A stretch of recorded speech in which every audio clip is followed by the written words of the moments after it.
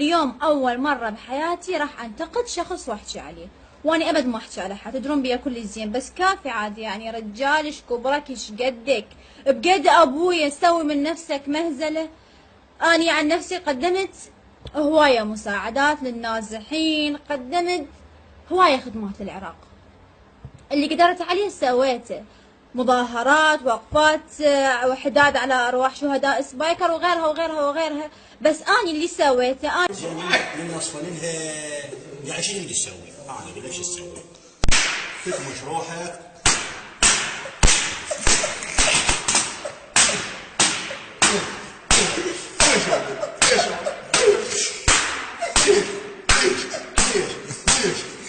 سعيدة جدا أن أشوف العراق يتقدم كل شيء الحمد لله، ومن هذا السنة يعني تطورات جديدة بالعراق. يا هل يجينا يتركز بروسنا، يا هل يجينا يصير اوكي براسنا. هسه ملينا والكم بلينا شاي وليا مال زينين لو مال غمان. كنتي متوقع الفوز؟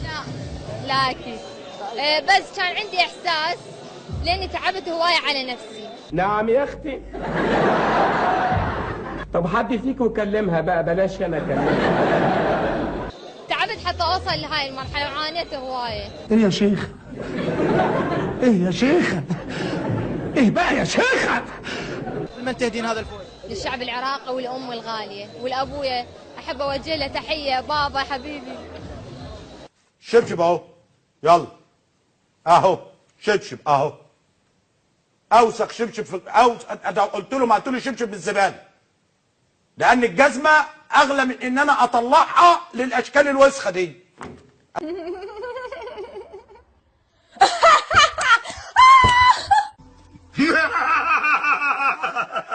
ما هذه الضحيكة؟ هذه ضحيكة الدعارة.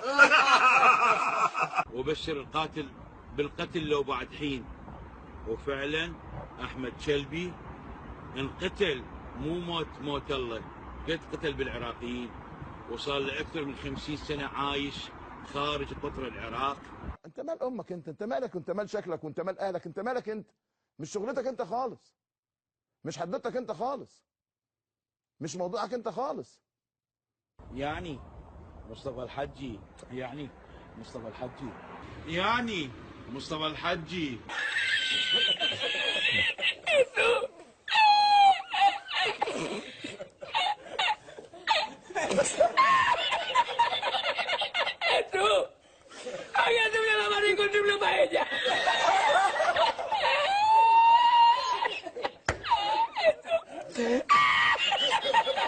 يحبني يحبني يحبني.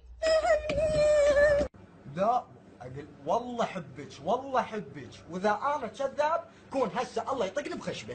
مش فرحانه كوني عراقيه واحمل لقب ملكه جمال العراق، هذا شيء فخر لي. ربي اريد اصير كيكي، شلون؟ انا هسه هاي خلقتي مخلي كيكيه، انت لو من كل واحد ذره صرت انا بلبل. هسه انا اريد اخذ خيط ما يبين ربي، الله شويه شويه عاد شويه، لو صير فاتح حتى لو قهوائي من خارج. ربي اللهم الطف على بلا وطن. يعني انت صرت وطني براسي، قلنا انه انت منافق، فجزء من نفاقك انه تنكر الحق. يعني مارتن الحجي